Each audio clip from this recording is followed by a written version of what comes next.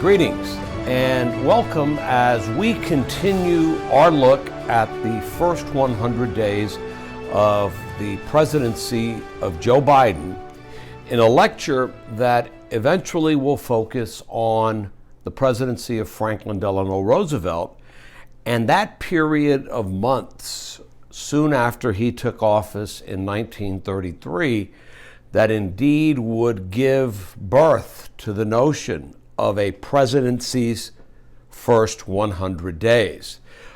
Before we get into the presidency of Franklin Roosevelt, I think it's important to, again, build a historical timeline as to how the nation found itself in such dire straits in 1930, 31, 32, and in fact for most of the 1930s, and to try to understand a little bit about the life and challenges of Franklin Roosevelt that might make him particularly suited for the task of helping a country laid low by the effects of a Great Depression, a systematic failure of the American economy that would make necessary massive infusions of federal dollars, creation of large federal agencies in order to begin a process of delivering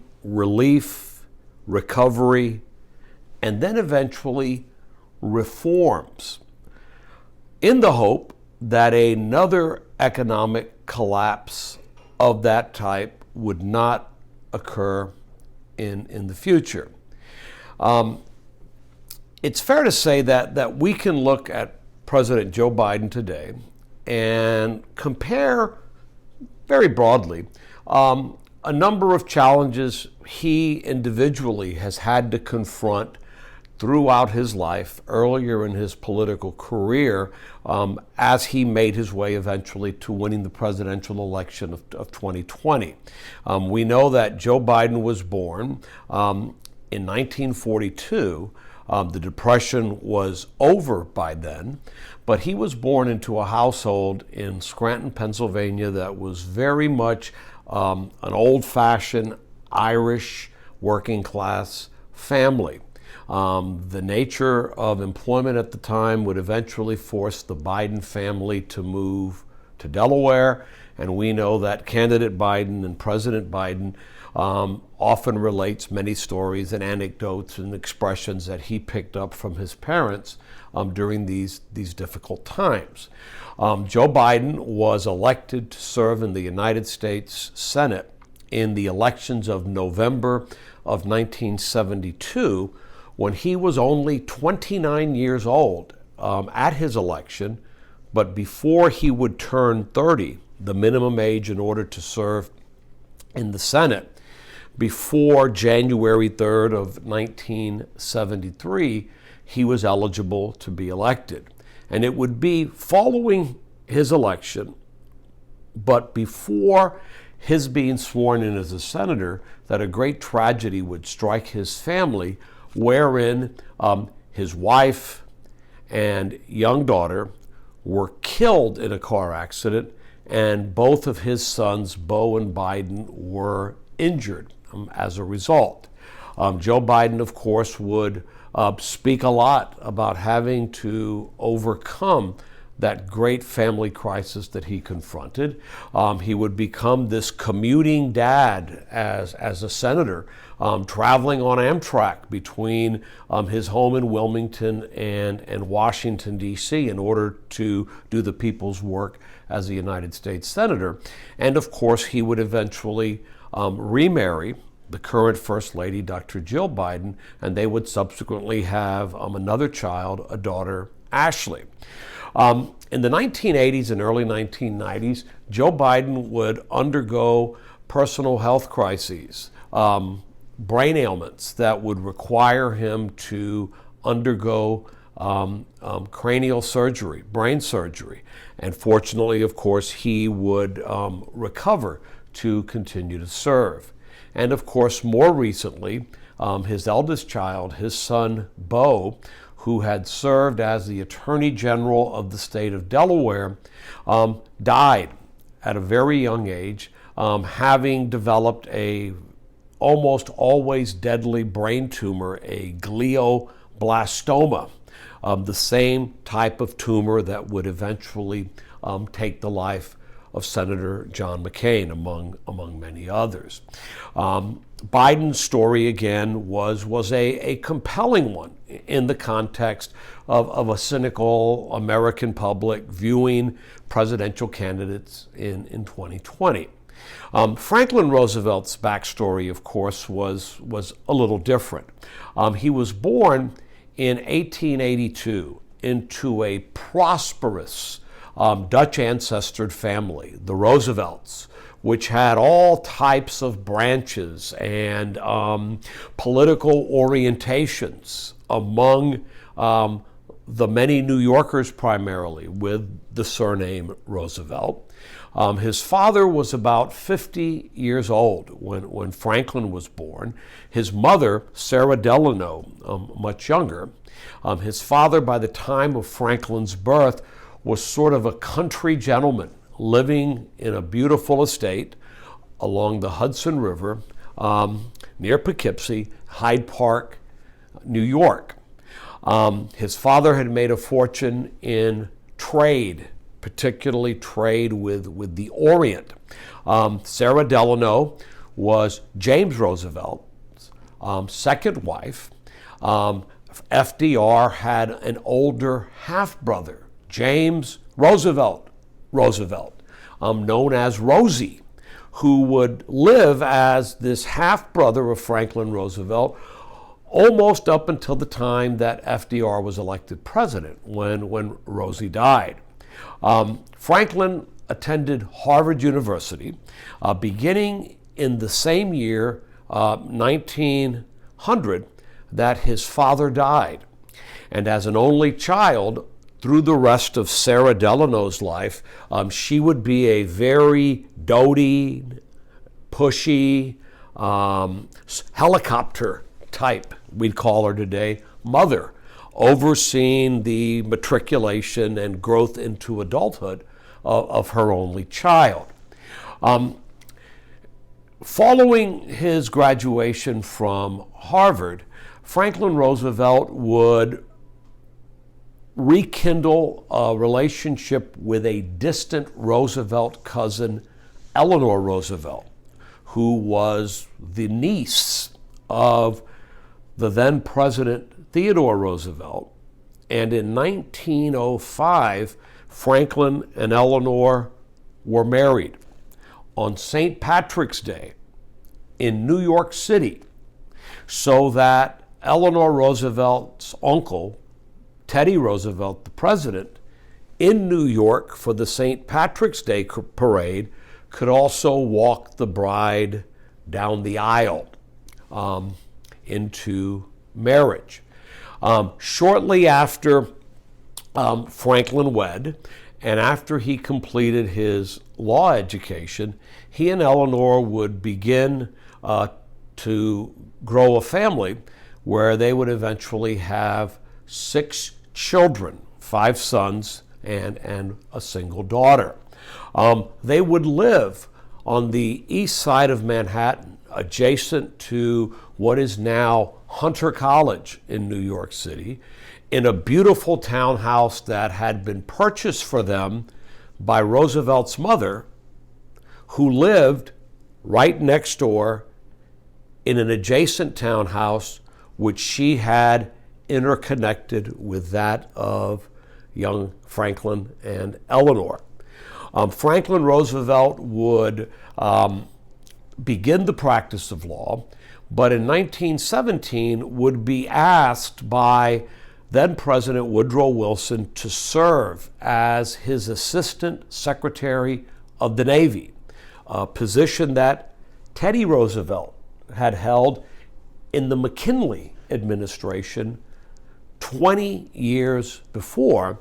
And FDR, of course, would continue in that position as the United States made its way across the Atlantic Ocean to take part in the tail end of the fighting, really, in World War I, the first time the United States had taken part in a conflict outside of our own hemisphere.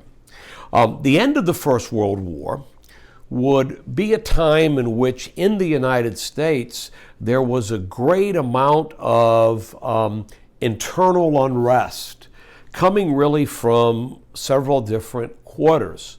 For one, during World War I, the Russian Revolution had brought about the removal of Tsar Nicholas II and the Romanov dynasty, and the beginning of what would eventually, through the 1920s, grow into the Soviet Union, the USSR, the Bolsheviks hoping to create in it a model Marxist state. At the same time in the United States, following the end of our involvement in World War I, we would see a reigniting of a workers' rights movement, of a labor movement, clamoring for the rights to form unions, for better wages, for safer working conditions, for better pay. And many Americans began to equate the language of the Workers' Party in the Soviet Union as sounding an awful lot like the language that those leading the American labor movement at the time were making. It was a time when socialism and anarchism was very much in the air. And in fact, in September of 1920, anarchists detonated an enormous bomb on Wall Street across from the offices of the Bank of J.P. Morgan and Son, the heart of American capitalism. 40 people were killed, more than 100 were injured, and it very much accelerated and exacerbated what was already seen to be a Red Scare in the United States.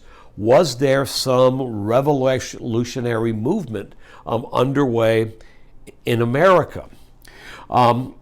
In the South, in the Jim Crow South, the returning home of many black servicemen who had been conscripted, drafted, and sent to fight in Europe, coming back home to recognize the very stifling and unfair nature of Jim Crow laws, began clamoring for more equal opportunity, for greater rights for African Americans. The great migration of African Americans from the Deep South to industrial cities in the upper Midwest and the Northeast, Chicago, St. Louis, Detroit, Philadelphia, would be underway.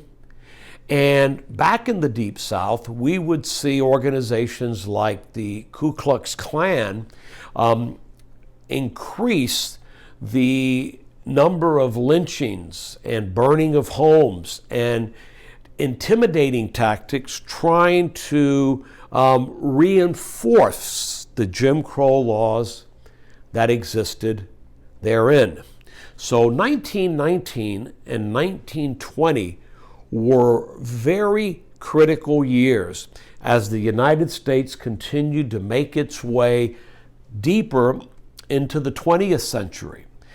A century, of course, that we now know, as the years elapsed, would come to be regarded as the American century, the century in which the United States more completely embraced its destiny and became a world leader in matters like international relations, economics, manufacturing, energy production, exporting of all the goods and all of the materials produced in the United States, in entertainment, in fashion. The United States, again, ascending to a predominant point where much of the center of gravity of worldwide leadership, you could almost imagine, was making its way over from the continent of Europe over to the United States. Now, this period of America, again, embracing its destiny, had actually begun right around the turn of the century, right around 1900 and 1901, particularly following Theodore Roosevelt, the vice president, becoming president of the United States at the age of 42 on September the 14th, 1901, following the death by assassination of President William McKinley.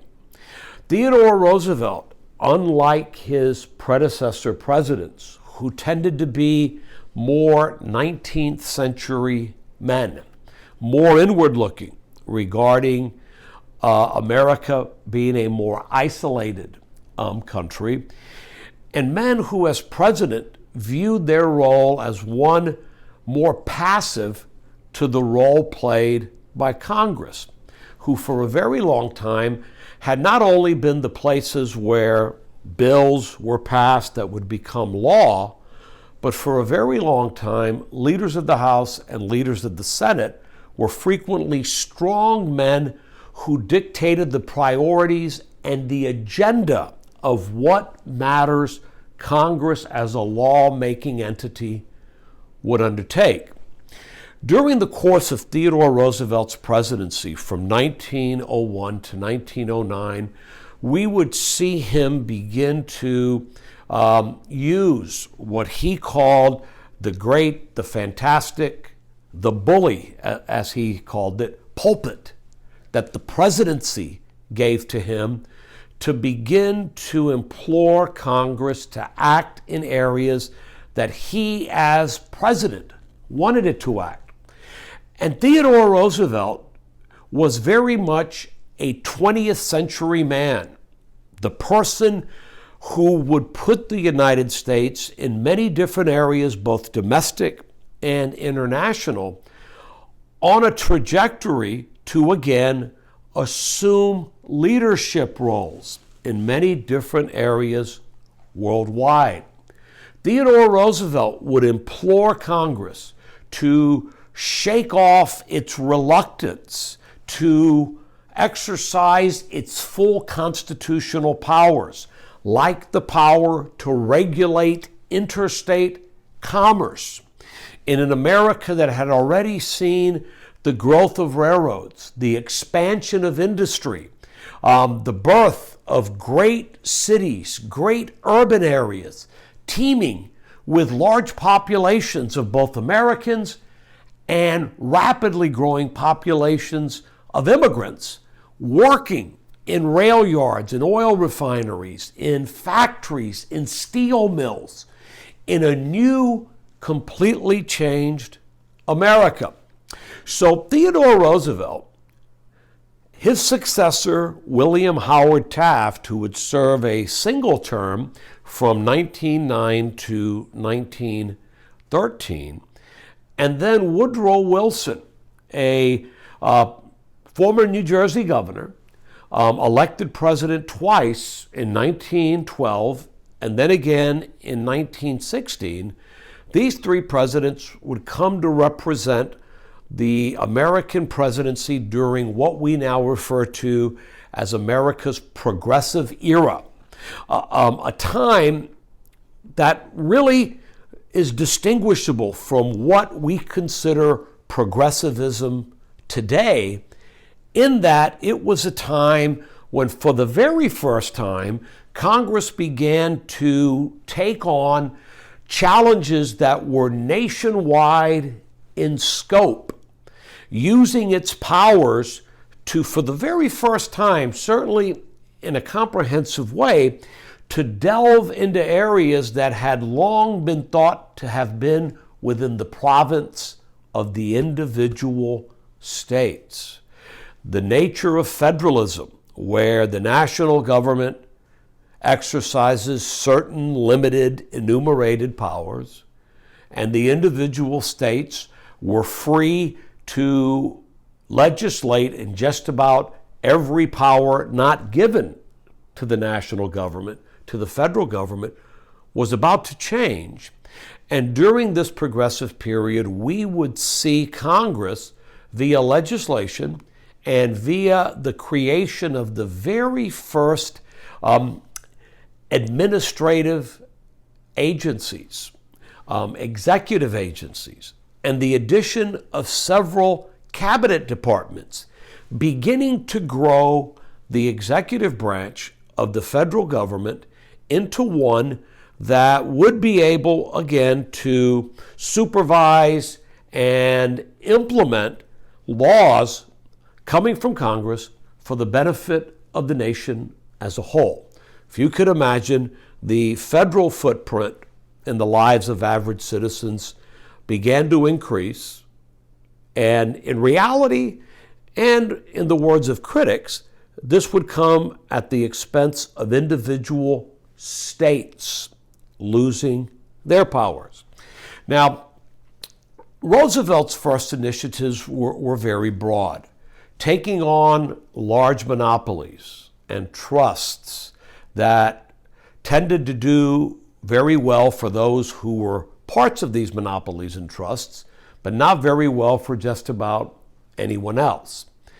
Theodore Roosevelt would cause Congress to create a Food and Drug Administration so that food and medicines that were being made in one part of the country and sold throughout the rest of it could be ensured to be safe for consumption or use. The Meat Inspection Act, following the publication of The Jungle by Upton Sinclair in 1906, would again ensure that meats traveling throughout the United States in a nationwide stream of commerce was safe. Woodrow Wilson would very much pick up on the momentum that had been created by Theodore Roosevelt, sort of stalled in the one term of William Howard Taft. Theodore Roosevelt would become so disillusioned with the Taft presidency that in 1912 he would enter the race for president as a third-party candidate. One of the big reasons why Woodrow Wilson, the Democrat, would be elected that year. Roosevelt and Taft splitting Republican votes. Let that sink in, because currently I think we are watching perhaps a fissure, a division brewing within the ranks of our current Republican Party. Wilson would prove himself to be very much a reformer in most areas, except in matters of desegregation, whereas a Virginia-born president, Wilson very much had a blind spot for the gross inequalities that Jim Crow laws had created, especially among the segregation of races in the federal workforce, in education, and in other areas. Wilson would very much support progressive measures like the ratification of the 16th Amendment, creating the federal income tax, the 16th Amendment, for the first time calling upon the direct election of senators. Wilson was a heavy supporter of the creation of the Federal Reserve System, a governmental body who was responsible ultimately for setting and maintaining monetary policy in a banking system that was very decentralized. At the time, most banking regulation occurred at the state by state by state level. Wilson would lead our country into the First World War. We entered the war in the late spring of 1917. 17, he would half-heartedly, I think, support the ratification of the 18th Amendment, bringing about prohibition, and of course the 19th Amendment, guaranteeing to all women in the United States the right to vote. When the fighting in the First World War ended at 11 a.m. on November the 11th, 1918, Wilson would lead the American delegation to the Paris Peace Conference, spending several months in Europe, possibly contracting and surviving the Spanish flu, which through 1919 was making its way, of course, around the world, ravaging populations on just about every continent. And during this stay in Europe, Wilson would have a very big role in trying to create a post-world order, overseeing the dismantling of empires. In Eastern Europe, the German Empire, below it, the Austro-Hungarian Empire, and then in the Middle East, the Ottoman Empire, broken up into a number of smaller countries during this very critical gathering in Paris in 1919. He would return home to the United States, with a bag full of treaties, ending the war, making peace with various combatants, and with a treaty that would make the United States a charter member and probably the most important member of a new organization, the League of Nations, that in the view of its founders would be able to prevent the outbreak of wars like the great one that had just ended. Back then, in 1920, when most of these treaties were considered, a treaty was really a treaty, meaning that 2/3 of the Senate would have to vote to ratify it. So as the ratification of these various Paris peace treaties was being considered by the Senate, as the United States entering the League of Nations was being considered by the Senate, within our country in 1919 and 1920, we were undergoing this terrible internal turmoil, fears of communism, Bolshevism, socialism, botulism. I made that up. That wasn't one of them. And of course, in the South, the fears of continued African American resentment to Jim Crow laws caused Americans to become very suspicious of things being imported into our country from Europe, from Russia, and other places, and implicitly to become very suspicious of our immigrant population, many of whom had come from these areas where, anarchists and Bolshevists had at one time been very influential in their parts of the world. So the United States as a country was very much at a fork in the road. And as Yogi Berra famously said, when you see a fork in the road, take it. But in this case, we were a country where two clear paths lied ahead.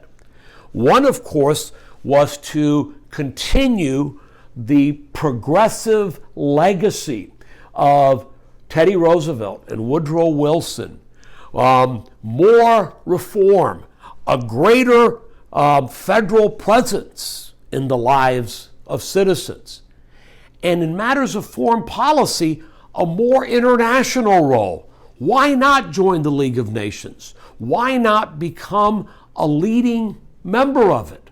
Why not become maybe even a world policeman or part of a group of countries that could serve as a world policeman? Now, during this period of time, 1919 and 1920, the other fork in the road very clearly materialized as well. One was a belief that there needed to be a stoppage of these very aggressive laws and policies coming out of Congress. There needed to be a greater respect paid to the rights of the individual states, to the rights of employers and business owners to freely contract with their employees, in steel mills, in rail yards, in oil refineries, for the terms of their employment. And there needed to be a greater respect of the property rights of owners of industry and business. One property right recognized at the time was the right of corporations and their owners to freely negotiate the terms of their employees' services without the intervention of federal agencies and without the participation of labor unions. That is where the momentum was heading. And this second path said we need to take a break to stop this march of progressive legislation.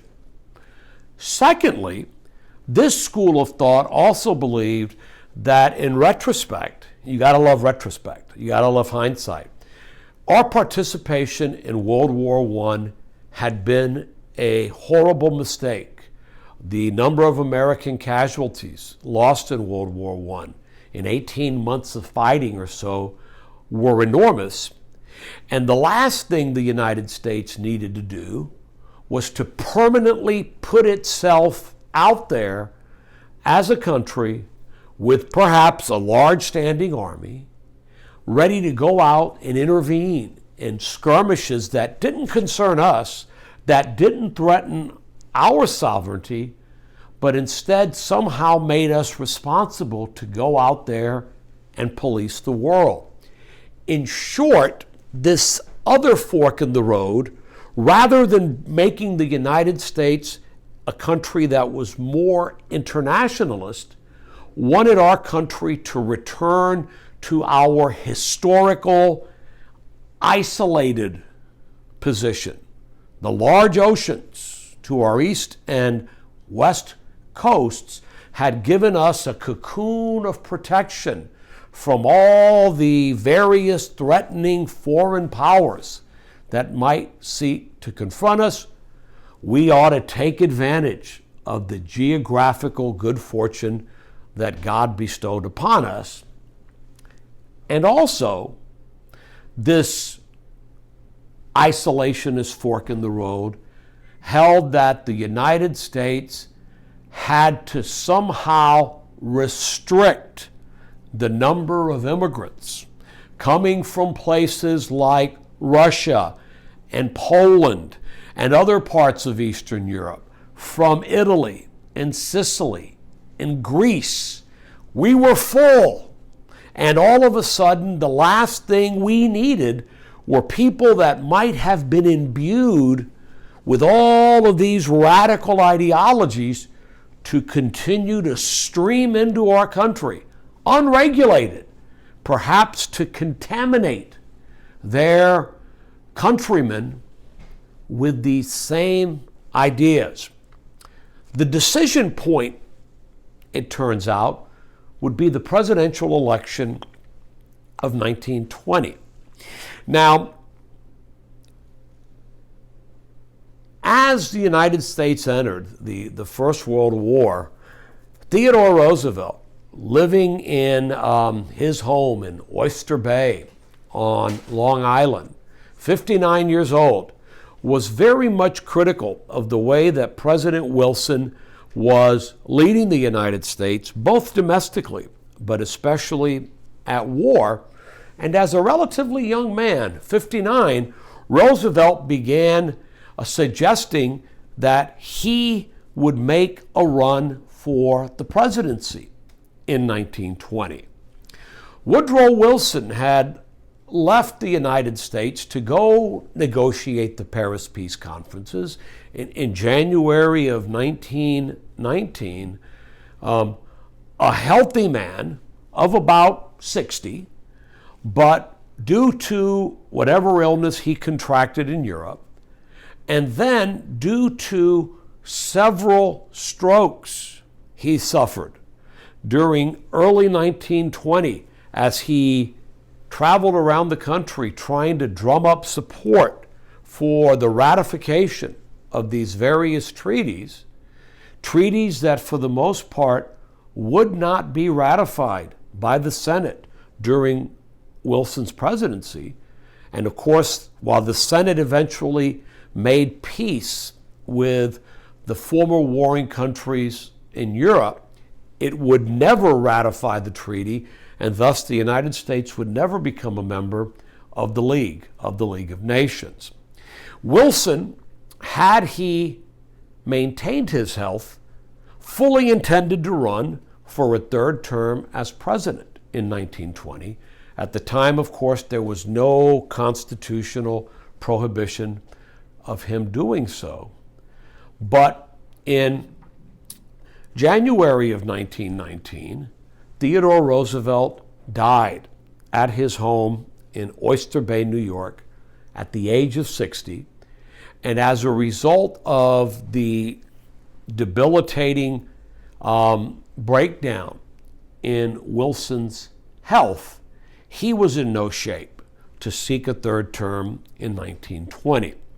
So both political parties nominated dark horse candidates as their nominees, and it turns out both of these men were from the state of Ohio. The Republicans nominated Ohio Senator Warren G. Harding, and Harding selected as his running mate Massachusetts Governor Calvin Coolidge, who had gained renown in 1919 in putting down a labor strike from the Boston Police Department. The Democrats nominated the governor of Ohio, James Cox. Later he would become a broadcasting magnate. And Cox chose as his running mate 38-year-old Franklin Delano Roosevelt, the man who had served as Wilson's Assistant Secretary of the Navy.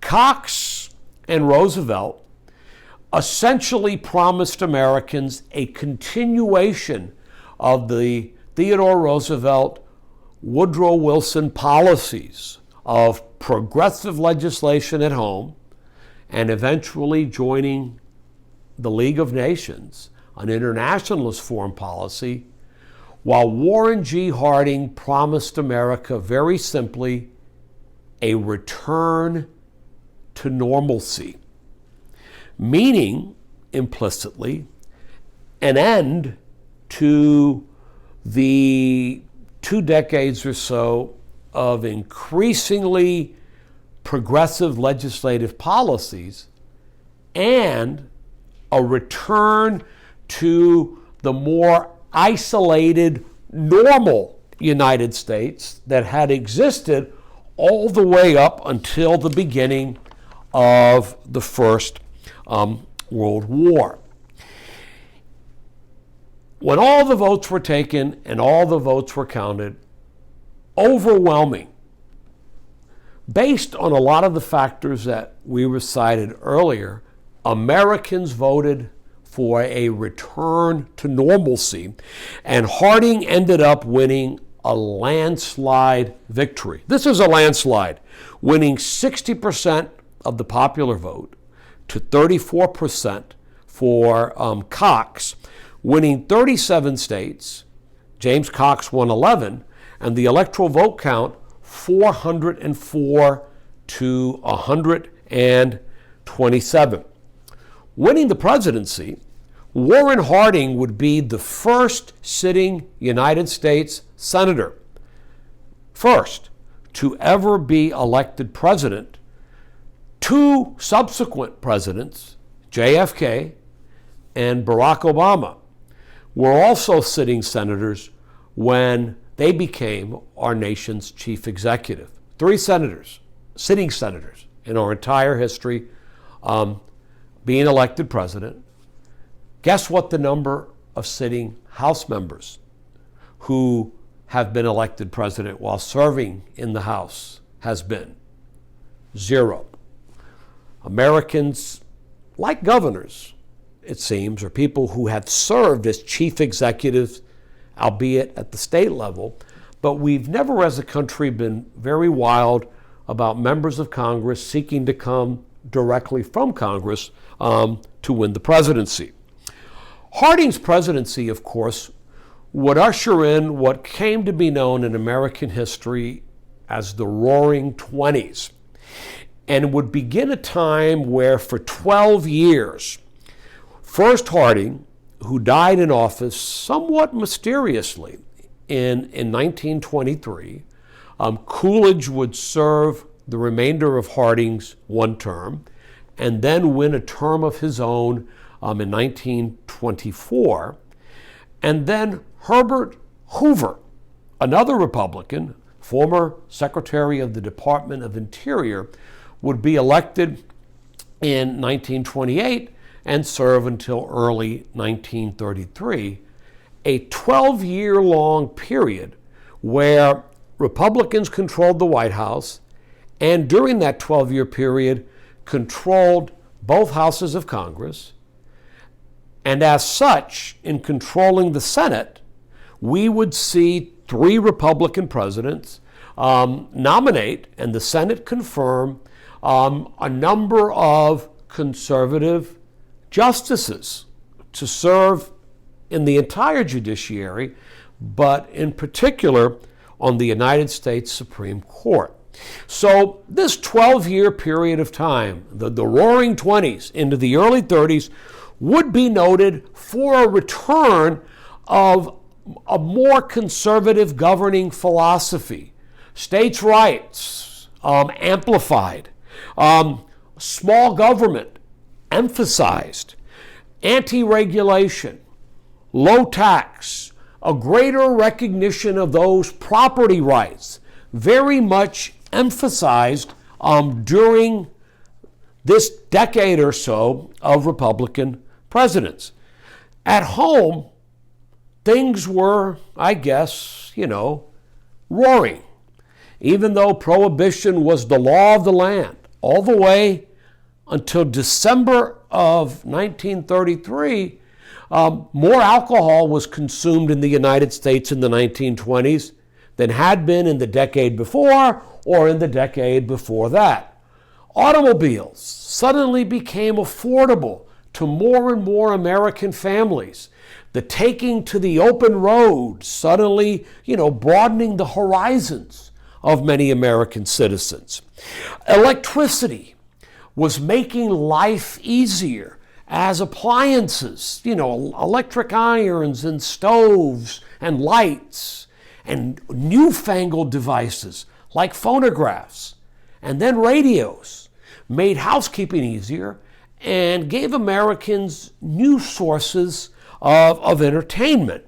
The radio age and the movie age would help to propel to nationwide fame America's first celebrities. Lots of movie stars, athletes, Jack Dempsey, the boxer, Red Grange, the galloping ghost, the football player, Babe Ruth, the Bambino, the Sultan of SWAT. Very popular to fans of boxing, football, and baseball before, but through the amplifying effects of radio, through movie shorts, all of a sudden becoming known to millions of Americans who weren't necessarily sports fans.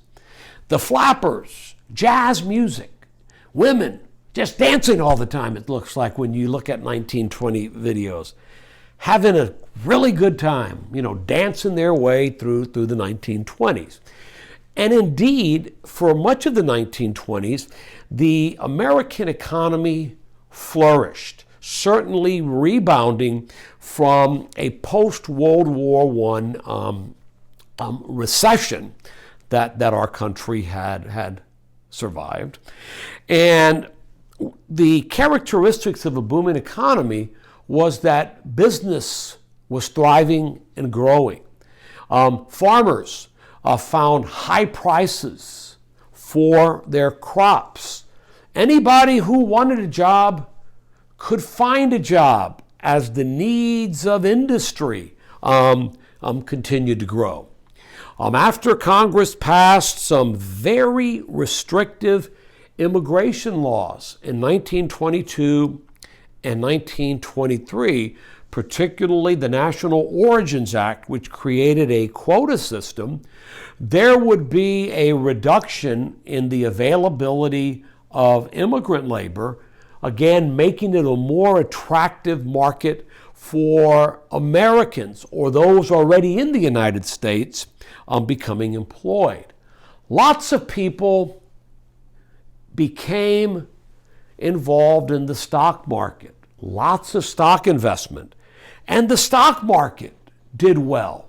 The Dow continuing to rise until really late 1926 to October of 1929, when the value of stocks began to rise to levels that had no relationship to the financial output or the financial health of the companies involved. The 3 years in question, late 1926 to 1929, was a time of rampant speculation in stock.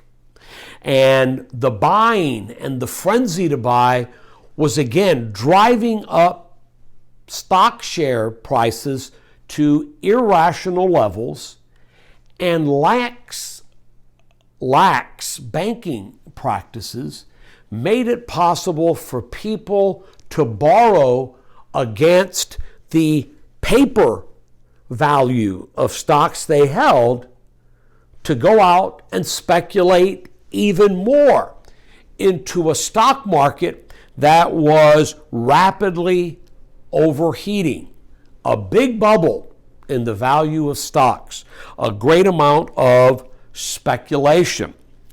So by the late 1920s, there were signs that the economy was not hitting on all cylinders as it had been earlier, because even though the prices of stocks seemed to be going higher and higher and higher, all of a sudden unemployment was rising, crop prices were sinking, and the number of home and farm foreclosures, first slowly, began to rise.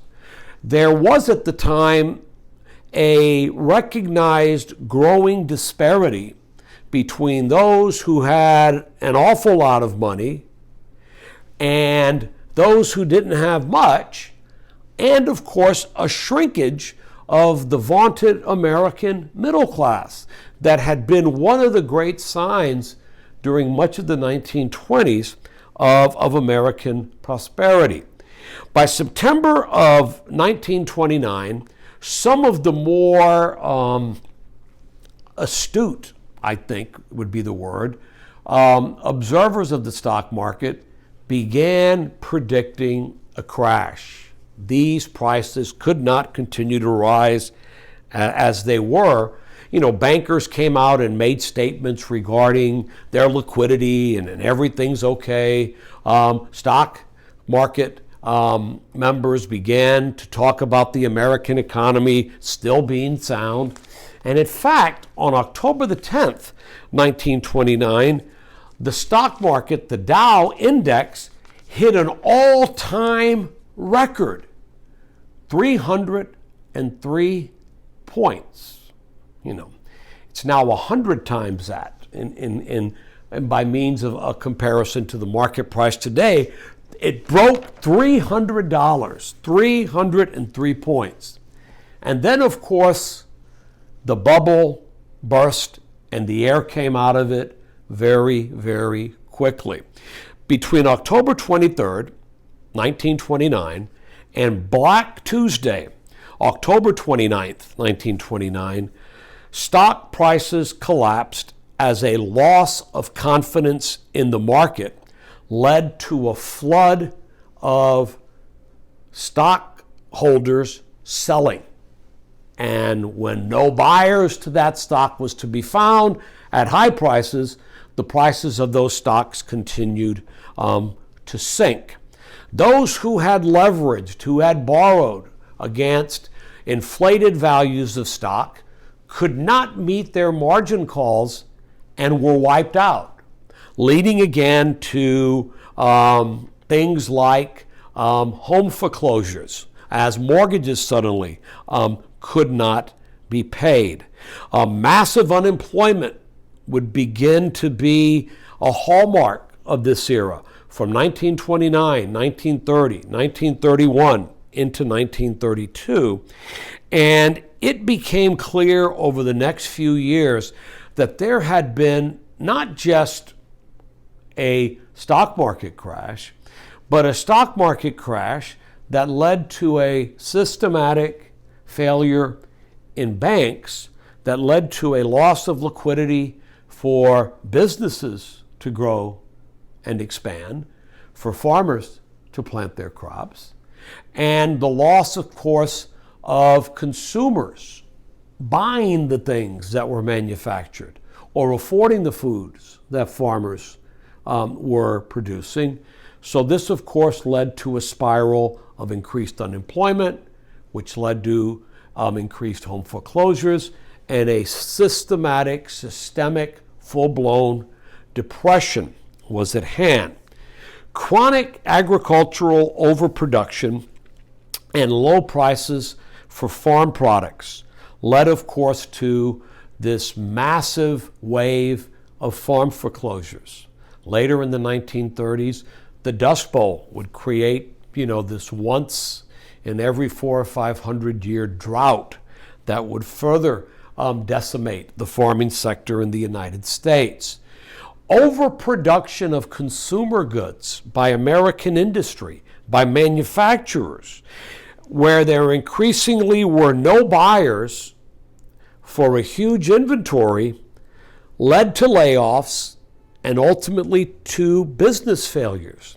In 1930 and 1931, before they began to ratchet down their production, Ford, GM, and Chrysler were voluntarily taking off the market by destroying thousands of brand new cars every year in that period that could not be sold.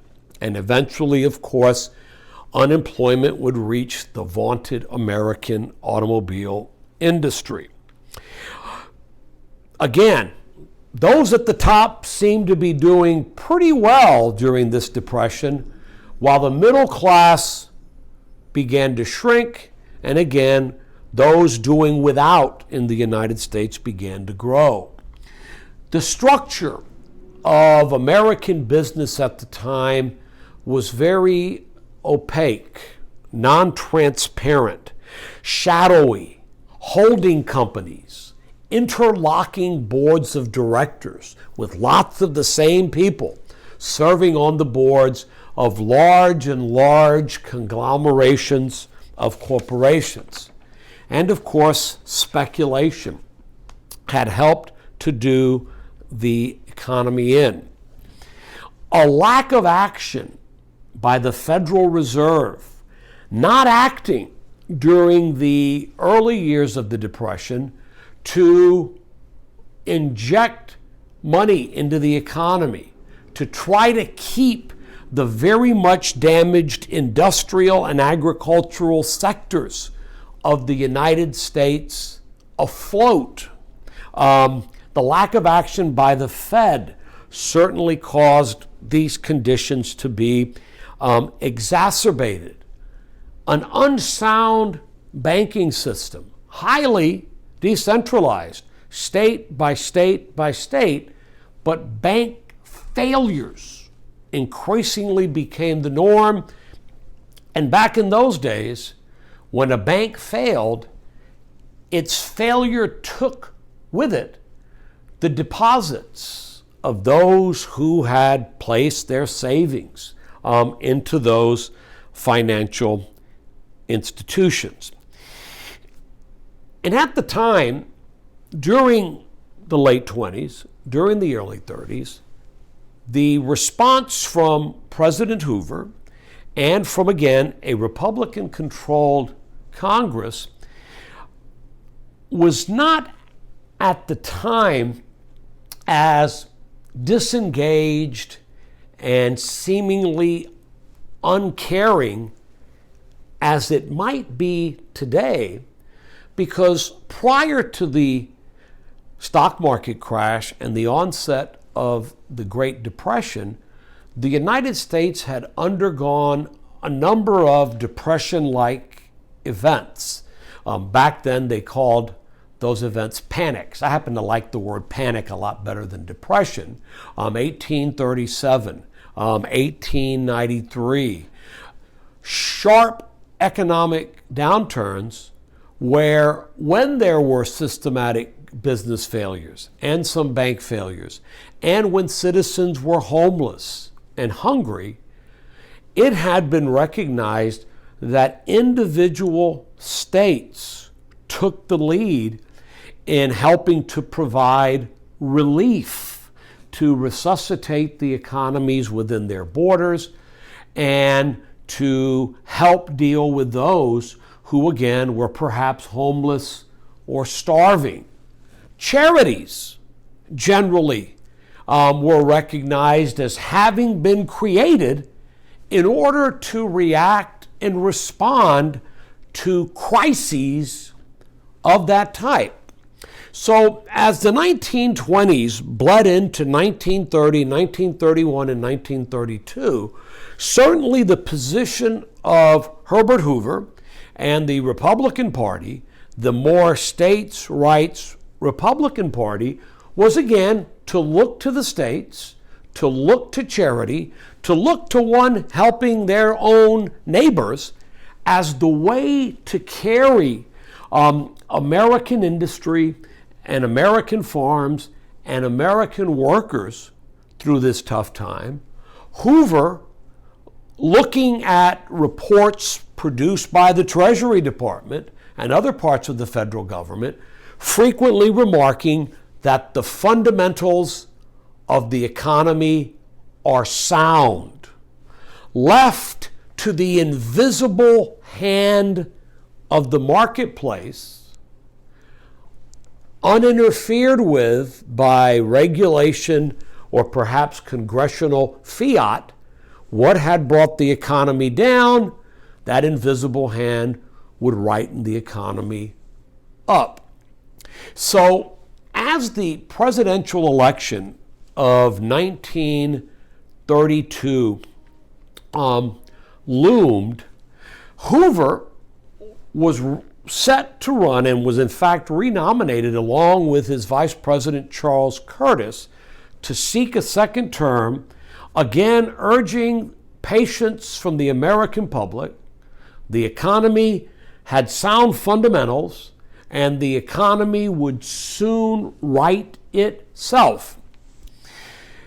Now, when we last mentioned Franklin Roosevelt, it was in 1920, 38 years old, part of the losing presidential ticket in the election of 1920, the running mate of James Cox, the Democratic candidate for president. In 1921, FDR, then just 39 years old, a young family, vacationing in Canada at Campobello, located on the Bay of Fundy, contracted polio.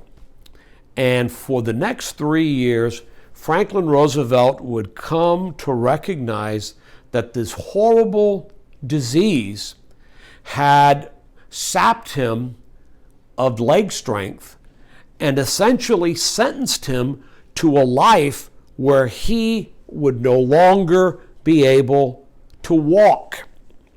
His mother, overseeing his rehabilitation, along with her daughter-in-law, Eleanor Roosevelt, had different ideas of what FDR might do. Sarah Delano wanting FDR to retire to Hyde Park as a country gentleman farmer, Eleanor Roosevelt imploring Franklin to continue to rehabilitate and find a way to re-enter public life. By 1924, FDR was back in a media that was more complicit, I guess is the word, with the moral failings of people in the public eye. Lots of politicians were philanderers. Regarding FDR's physical problems, the media very much agreed to not publish explicit photographs of Franklin Roosevelt in a wheelchair. Very few pictures of him exist. And the idea that when, through a lot of work, Franklin Roosevelt finally regained the right to walk meant utilizing very heavy leg braces that locked his legs into a straight position, and the use of crutches to sort of be able to make his way rather short distances, often with one of his sons or some other aide very close to him to assist him if he was no longer able to move forward. His coming out of sorts was in 1924, after which, or rather before which, he had gone to work in the state of New York in the administration of New York Governor Al Smith. The governor of New York through most of the 1920s. Al Smith is someone really that I think we could do a lecture about in its own right. Was viewed as one of the first modern governors in the United States, the way in which the New York State's government was reorganized and the way in which Al Smith drove many important progressive policies into law in New York State. In 1924, Al Smith, who was a Catholic, was seeking the Democratic presidential nomination. He wouldn't be nominated in 1924. He would win the nomination instead 4 years later in 1928 and be routed by Herbert Hoover. But in 1924, Franklin Roosevelt made his way to the stage and the rostrum at the Democratic Party's National Convention, delivering a speech on behalf of Al Smith, the so-called Happy Warrior speech, where he described in very glowing terms this mentor of his, New York's governor, Al Smith. Smith left office in 1928, and in that year, Franklin Roosevelt was elected the governor of the state of New York.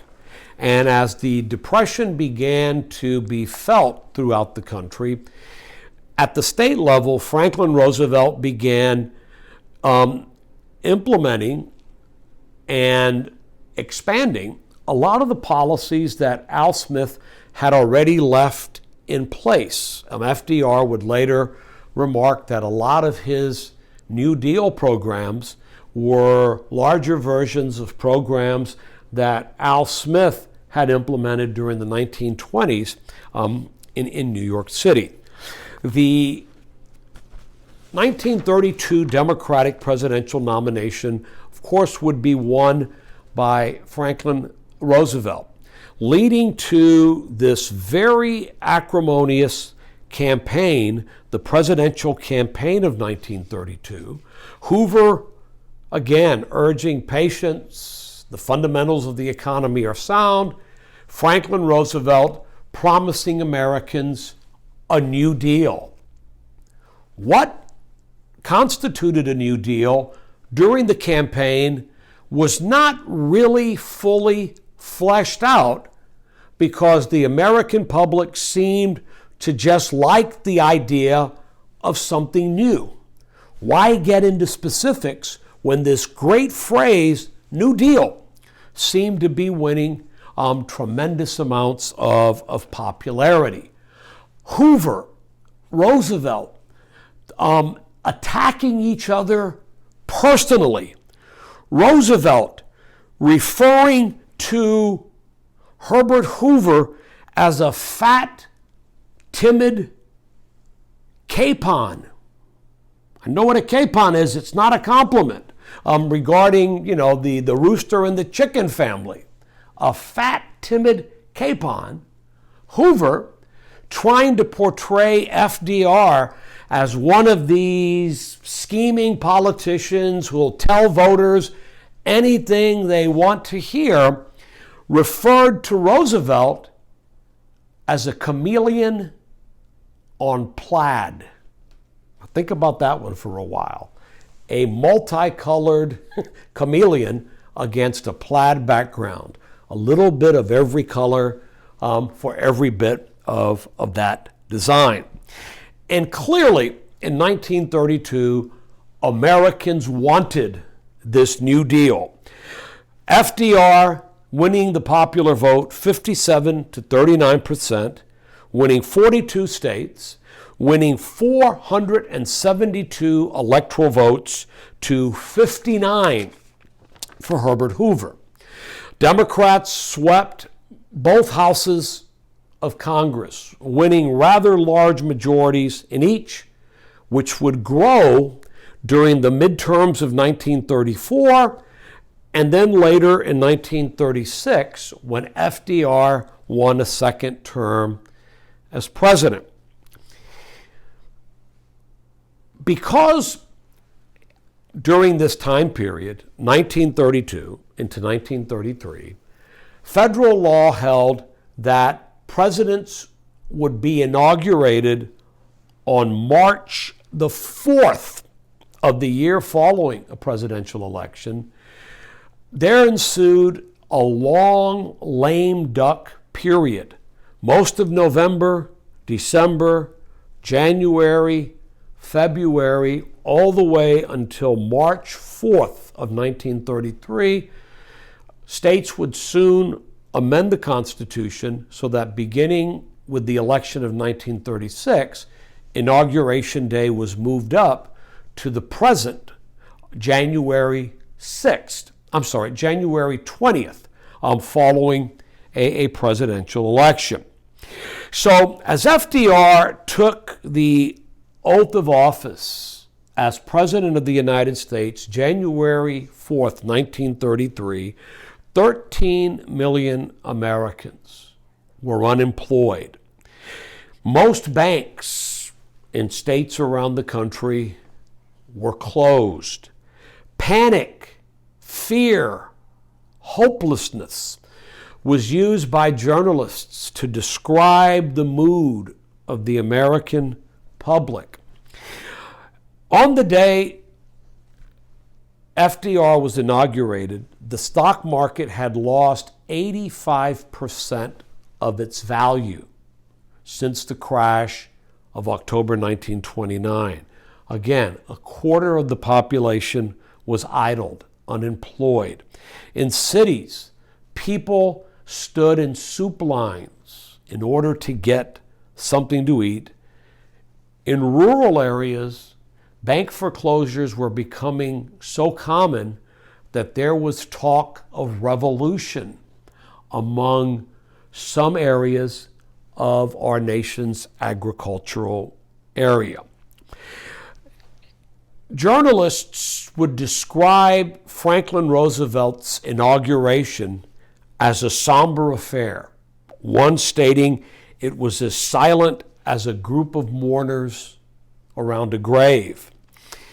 Roosevelt's term, however, it must be said, his tone was optimistic, stating very famously, of course, that the only thing we have to fear is fear itself, the panic and the hopelessness, and offering some consolation that the nation's problems concerned, thank God, only material things, and a resolve that this nation asks for action and it demands action now.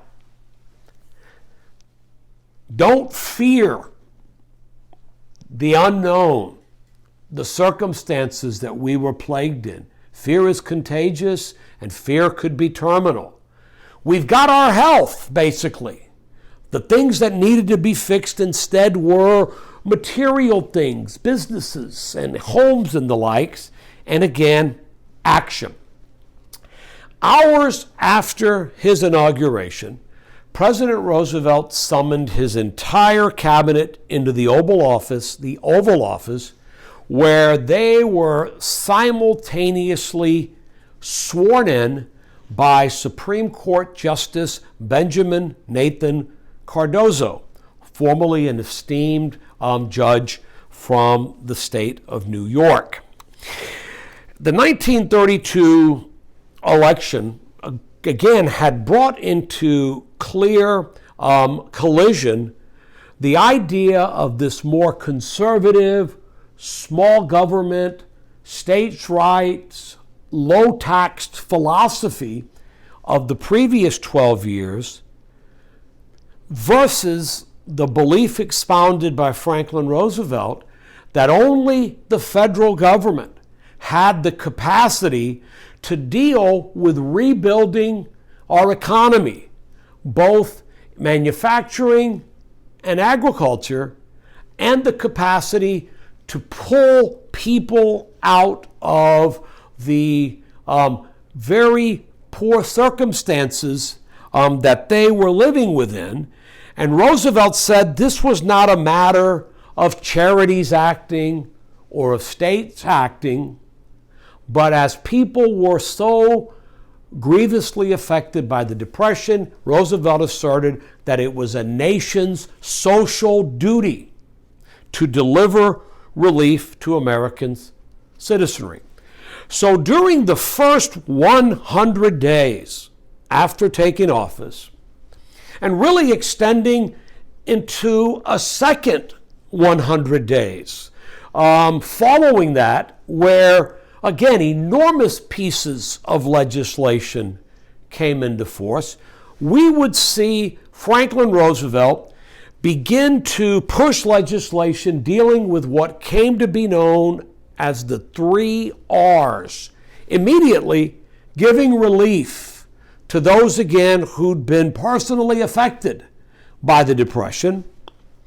The second R, helping through federal governmental action to permit business, industry, and agriculture to recover. And then thirdly, reform. Reforms which tended to go back a dozen years and pick up on many of the unrealized goals of those progressive reformers from an earlier time. Teddy Roosevelt, Woodrow Wilson, many of the reforms that would come into law during Roosevelt's presidency more broadly but during the first 100 days would be accomplishments that sort of could fill out a checklist of what earlier reformers had identified as social ills in the United States. So FDR began to act, and act quickly. 2 days after his inauguration, March 6, 1933, he ordered all banks in the United States closed. Soon thereafter, Congress passed the Glass-Steagall Act, which separated American financial institutions into commercial banks, the safe deposit banks, and investment banks, those that might be more speculative in making money for the depositors.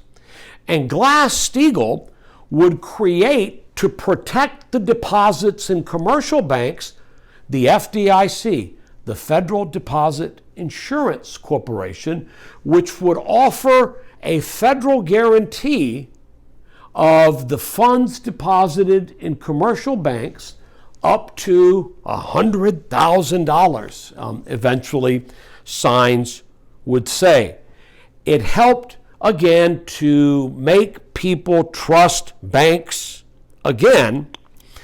On March the 12th, the Sunday following, a week after his inauguration, Franklin Roosevelt would, at 10 p.m., speak to 60 million Americans through the magic of radio and tell them in clear language what had been done in the last few days, why it was done, and what the next steps are going to be.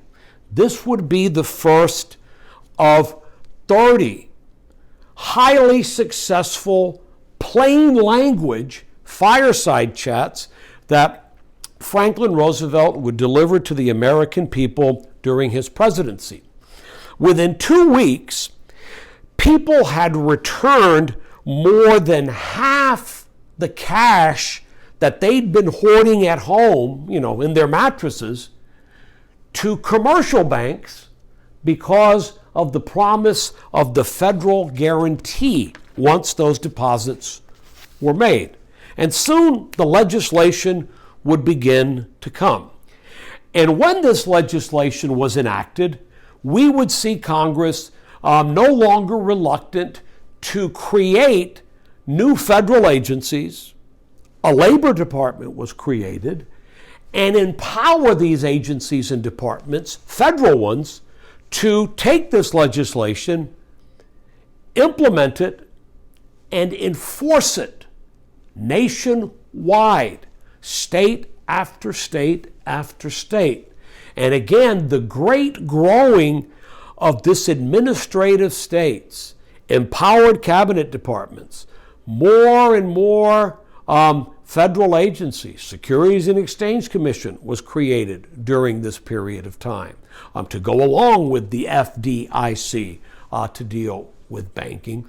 And we would see again power begin to move from each of the individual states and the states collectively to the federal government, to Washington, D.C., which would grow literally by the number of departments and agencies and buildings that would have to be constructed to house them.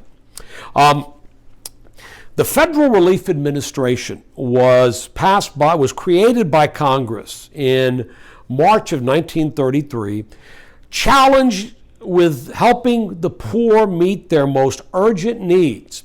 In 1932, the federal budget, the entire federal budget, had been $4 billion. The Federal Emergency Relief Administration would be given $500 million, $500 million alone, to build soup kitchens, distribute blankets, build shelters, and create ways of employing Americans while at the same time operating nursery schools where their children could be kept while parents went to work. A tremendous federal infusion of relief.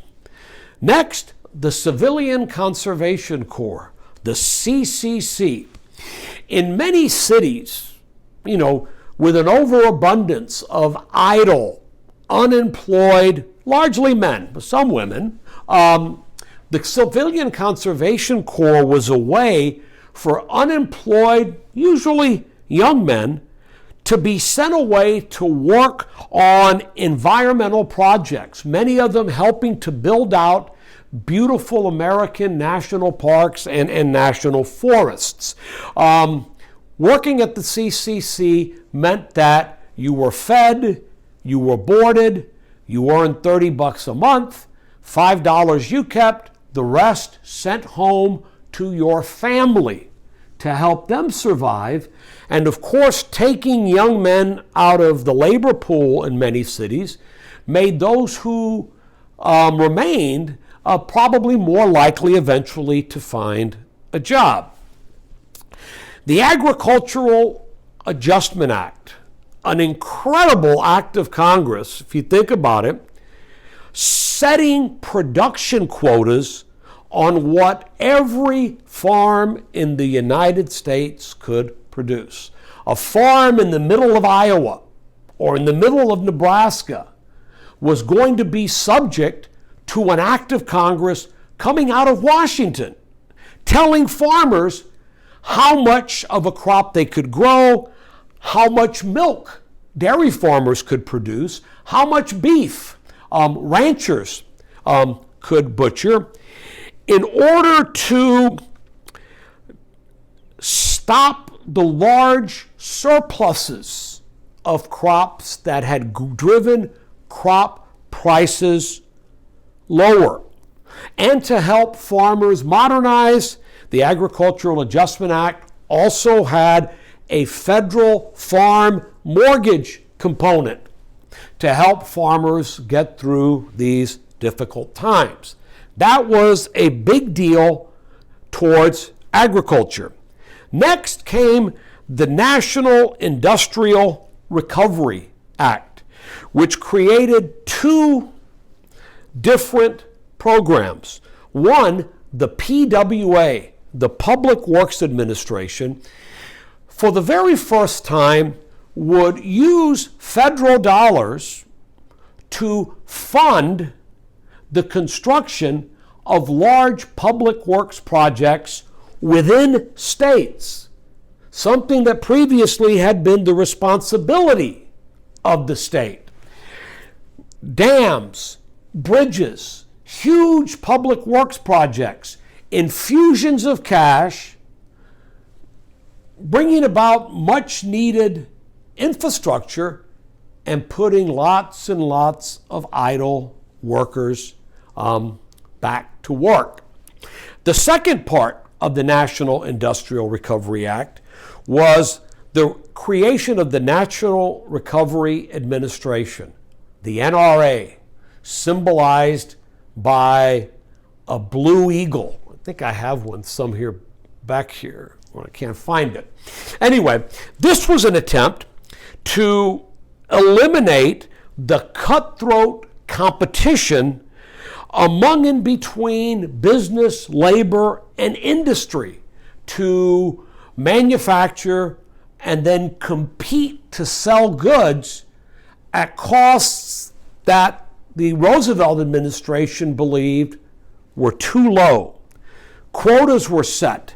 Fair practice and prices were agreed to.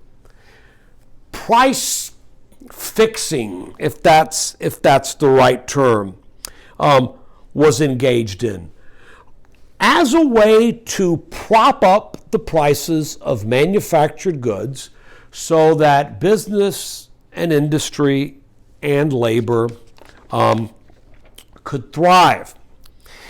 The Tennessee Valley Authority, a realization that there were large parts of the country, in this case large parts of Appalachia, that were woefully inadequate for what could be fertile farming and were inadequate regarding the lack of electricity for the poor people then living in Appalachia.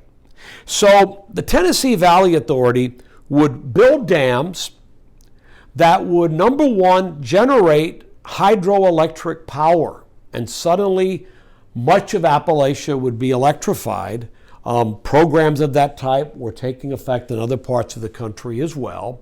And by building a series of dams along the Tennessee and other rivers, an abundant water supply was suddenly available that initially could be used by farmers to irrigate their crops and make their farms more productive. In 1943, General Leslie Groves and J. Robert Oppenheimer, the men who ran the Manhattan Project, would choose Oak Ridge, Tennessee, as the place to build the enormous facilities to enrich uranium to be used as fuel for nuclear bombs, because the Tennessee Valley Authority provided this site in Tennessee with abundant amounts of electricity and water, both of which were needed in huge quantities to refine uranium. Good purposes there. A little later, in the summer of 1935, technically in FDR's second 100 days, Congress would pass the National Labor Relations Act, creating, among other things, a Labor Department and a National Labor Relations Board, which fulfilled clearly a goal of reformers 20 years prior by ensuring and guaranteeing unionized workers the right to collectively bargain through their unions for the terms of their employment. The next month, Congress passed the Social Security Act, creating the Social Security Administration, another goal of reformers 20 years before, creating old age pensions for Americans as a means to live out their lives with dignity. The WPA, the Works Progress Administration, would use federal funds to permit cities and states to take on public works projects, the WPA paying the salaries of idle workers who would perform these jobs. 2 million workers a month were put to work by virtue of the WPA, the Works Progress Administration. Many of these programs were funded by an increase in taxes, Social Security, by a tax on the wages paid and of the wages of the employee. The sale of government bonds, borrowing in order to raise revenue, bonds that would have to be paid off eventually with interest, created the phenomenon of deficit spending and of a national debt taken on by the federal government under a Rooseveltian view of the responsibility of the national government to its citizens in a time of need. Now, progress would come very slowly. 1933, unemployment 25%. 1934, 21%. 35, 20%. 36, 16%. 1937, 14%. And much of Roosevelt's legislation would be challenged in courts, and two pieces of legislation, the Agricultural Adjustment Act, the one telling farmers how much they could grow, and the National Recovery Act, basically telling manufacturers and business owners to fix prices so that prices didn't sink too low, were both found to be unconstitutional by the United States Supreme Court. The Agricultural Adjustment Act, a federal intrusion into an area that should have been left to the states. The National Recovery Act, unconstitutional as an impairment of the right of contracting and competition between businesses.